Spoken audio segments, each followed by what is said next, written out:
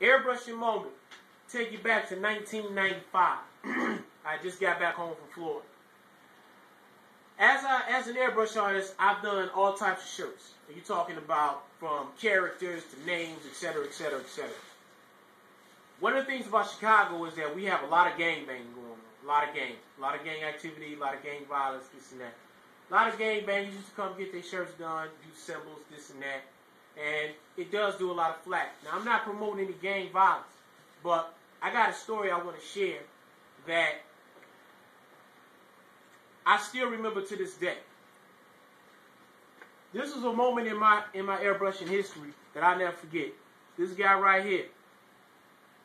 Now, the story behind this shirt that I did, this was in 95. I was working at a place called Tony Sports, LaModa Sports. This was on the northwest side of the city. The young guy came in. I used to do shirts for his guy, you know, for his crew and everything. He got killed. He made the paper. They killed him in the alley. All right. We knew he was gangbanging, but what I'm about to say has nothing to do with gangbanging.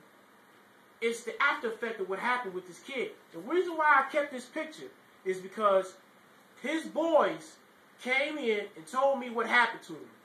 I read the newspaper. They said that he got shot in the alley. Had nothing to do with any gang, and it was actually, they wasn't trying to shoot him. It was just one of those bullets that hit the wrong person. He was taking out the garbage. Okay.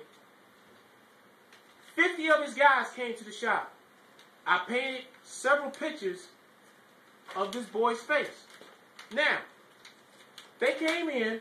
They got everybody got pictures of them done. This is before we did transfers. I was painting this by hand.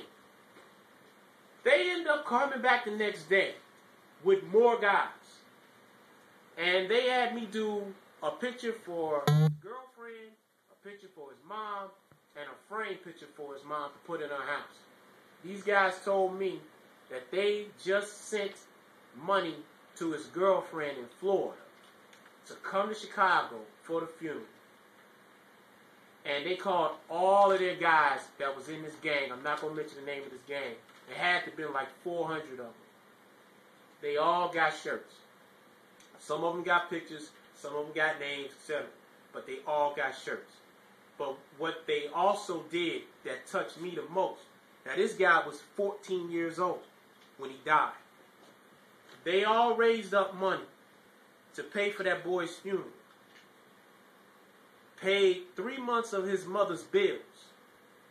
And made sure that whatever she needed, they took care of it.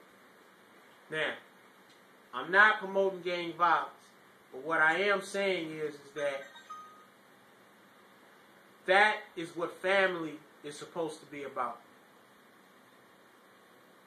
Again, I'm not promoting gang activity. I'm not promoting gang bang.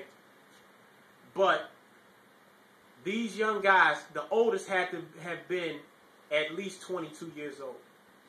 And for them to sit up here and do that for that boy's mother, I didn't care who it was. Just to see that made me respect them a whole lot more than a lot of people that I know today. For them to do that at a young age. That is the power of what I do. That I'm so constant about promoting. Although a young man died almost 20 years ago, the fact that the family core was so important to them that they made sure that his mother needed nothing.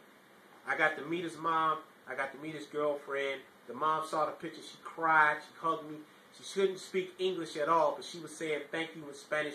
I recognized what she said, you know. And that's just one of the memories that I had about this. So, if anybody remember this young kid,